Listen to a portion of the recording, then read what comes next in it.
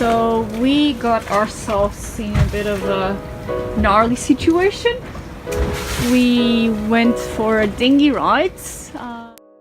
In our previous episodes, we crossed the Ibiza Channel and arrived at the Balearics.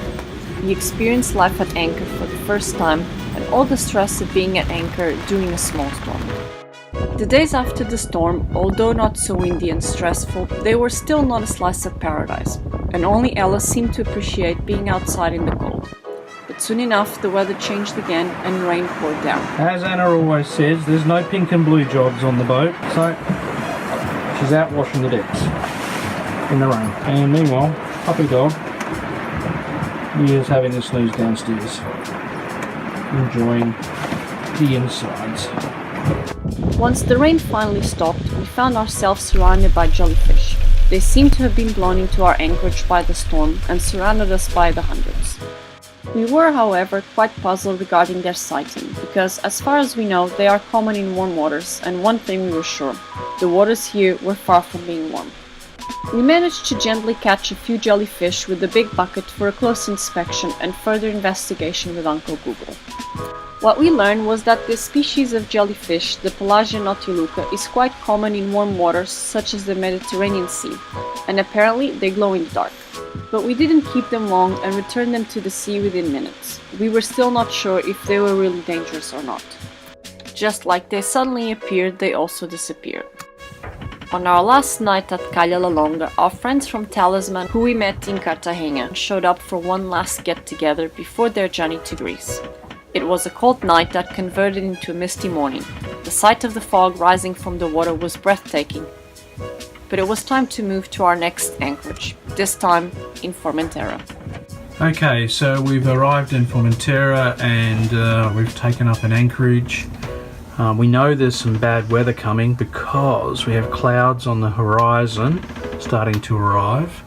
And we didn't have them before? And we didn't have them before. It was beautiful blue sunny skies today, and we've been playing with checking the barometer. Taking the cord out of the way. So This morning the barometer was at 1019.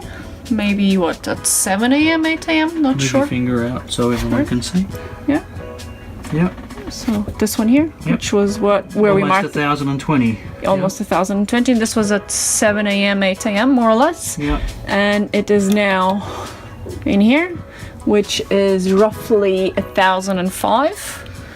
Yeah. And so that's a very big drop. That's a very big drop. And since we've actually installed the barometer, what we've been experiencing is that when it drops close to 1000, we get smacked. We get smacked. Stuff happens. With wind and rain and so ugly stuff. When we breached on the sail to Cartagena? From Gibraltar to Cartagena, Yeah. The last record that I did of the barometer on that day before it happened, it was 1004. Yeah. And it had dropped similarly from 1020 to 1004. So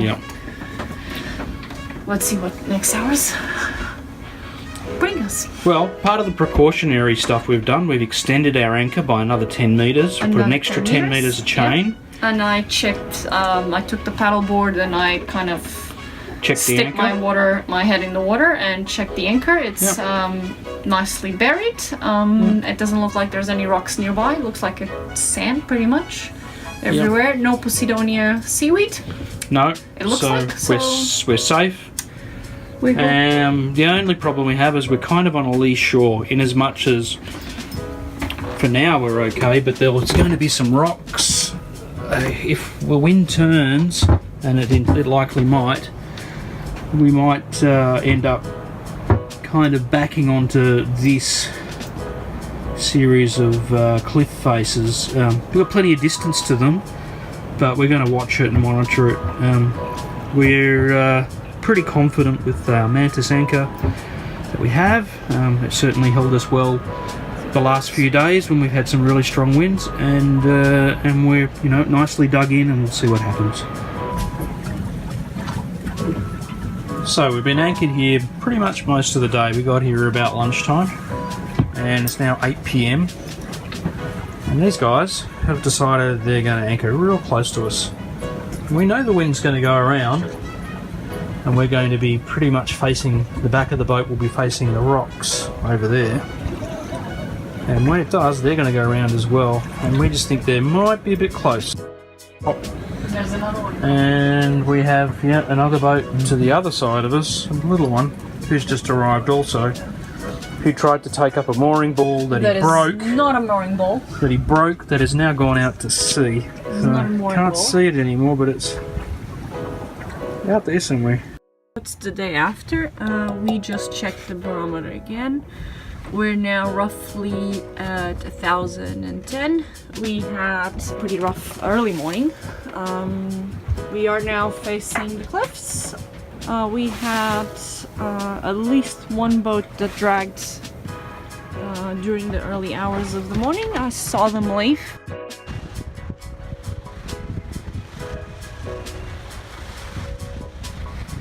The anchorage and the little village were just too beautiful. We had found ourselves a slice of paradise, but as we looked in the distance, the dream was all of a sudden rocking wildly in the waves, and full of concern, we got in the dinghy and rushed back.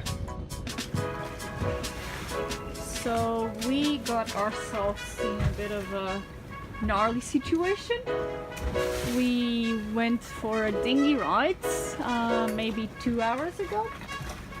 Maximum 3 hours ago, and the seas were much calmer than they are now, and the forecast was supposed to be getting even calmer, and it was easy to get on a dinghy and all that. And we went to the beach, and all of a sudden we looked to the boat and we saw that it was literally rocking. So this is what we came to. And Ella was with us, so we got on a dinghy, tried to come to the boat, and as you can see, oh, it's rocking. On the process of trying to get on the boat and secure ourselves. Those are my legs. Injury. Here. Over there. My finger has a huge bruise. Strangely enough, it already started going down, but you can see it's black.